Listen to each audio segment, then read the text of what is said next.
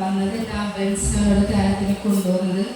ഇവിടെ ബ്രദറിൻ്റെ സഹകരണത്തോടെ എനിക്ക് കിടന്ന് ധാരം കൂടാൻ അവസരം ഉണ്ടാക്കി തന്നായിരുന്നു. അന്നുണ്ടായിരുന്ന എല്ലാ ടീമും ഞങ്ങളോട് വളരെയേറെ സഹകരണത്തോടെയാണ് പെരുമാറിയത്. അന്ന് എൻ്റെ ഹസ്ബൻഡ് ഉണ്ടായിരുന്നു. ഹസ്ബൻഡ് മരിച്ചിട്ട് 11 വർഷമായി. അപ്പോൾ അന്ന് പുള്ളിൻ്റെ ഒരു കുഞ്ഞിനെ എടുത്തുകൊണ്ട് വന്ന പോലെയാണ് ഇവിടെ വന്നത്. ഇവിടെ ആയിരുന്നില്ല, ആലുവ അത്താണി എന്ന് പറഞ്ഞ സ്ഥലത്തായിരുന്നു. അന്ന് ഞാൻ ആദ്യത്തെ 2 ദിവസം എനിക്കൊന്നും ഒരു വിധത്തിലുള്ള മാനസാന്തരമോ അല്ലെങ്കിൽ യാതൊരു വിധത്തിലുള്ള ഉണർവോ ഒന്നും ഉണ്ടായിരുന്നില്ല. 3ാമത്തെ ദിവസം കിടന്നിരുന്നിടത്ത് ഞാൻ എഴുന്നേറ്റിരിക്കാൻ തുടങ്ങി. അവിടുന്ന് പിന്നെ പതിയെ ഒരു കുഞ്ഞ് പിച്ച വെച്ച് നടക്കുന്നത് പോലെ പിച്ച വെച്ച് നടക്കാൻ തുടങ്ങി.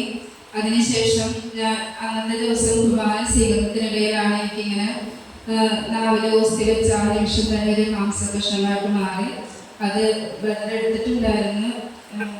അതിനുശേഷം പിന്നെ ഞങ്ങൾ ഇവിടുന്ന് തുള്ളിച്ചാടി ഡാൻസ് കളിച്ചുള്ള എന്ന പോലെയാണ് പോയത്. എൻ്റെ മോൻ അന്നേരം 9 മാസം പ്രായമേ ഉള്ളൂ. അന്നേരം ഇന്ന് എൻ്റെ മോൻ ഡിഗ്രി 2nd ഇയർ പഠിക്കുവാണ്.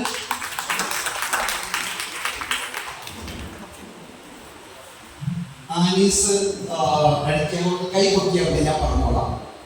എവിടെയാണ് ആനി? ചേച്ചി അല്ലെ കൈ പൊക്കിയാൽ ഇവിടെ ഉണ്ട്. ഈ സഹോദരി ബ്രദർ പ്രാർത്ഥിച്ച വെള്ളം സഹോദരിയുടെ ഭർത്താവിന്റെ ശരീരത്തിലെ മുഴയിൽ പൊട്ടിപ്പഴുക്കുന്നു. ഞാൻ പറഞ്ഞിട്ടല്ല, ബ്രദർ പ്രാർത്ഥിച്ചു കൊടുത്തിട്ടുണ്ട്.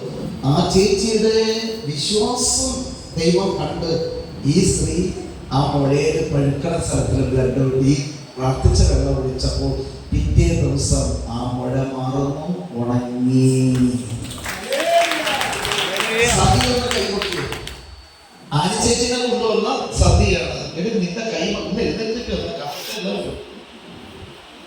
മകളാണ്. മാമംഗലത്ത് ഇടപ്പള്ളിയിലാ ജോലി അല്ലേ? അവിടെ ജോലി ചെയ്യുന്ന സമയത്ത് മാങ്ങ പോണ പോലെ കയ്യാണ് ചോരയും കൊണ്ട് കുളിച്ചു. അവള് ചുമ്മാ വിളിച്ച് കെട്ടിയിട്ട് ചോര കുടിക്കാൻ ഒരുപാട് വീട്ടിൽ വന്ന് ബ്രദർ പ്രാർത്ഥിച്ച വെള്ളം ഒഴിച്ചു. പിറ്റേ ദിവസം രാവിലെ നോക്കിയപ്പോ ഒന്ന് കണ്ടിട്ട് കൈ ഉണങ്ങിയിരിക്കുന്ന